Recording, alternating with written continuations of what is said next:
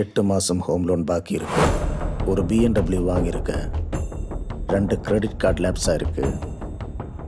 கடன் வாங்கினா போதாதம்மா, அதை சரியாக கட்டணும். நீங்க யாரு? உங்ககிட்ட காசு வசூல் பண்ணுற பொறுப்பை பேங்க் எங்ககிட்ட ஒப்படைச்சிருக்கு. இல்ல, நான் அதை பேங்க்ல கட்டிடுறேன்னு சொல்லிட்டேன். நீங்க கிளம்புங்க. அடோ உட்காருமா. பேசிட்டு இருக்கும்போது எழுந்திருக்கிறேன்.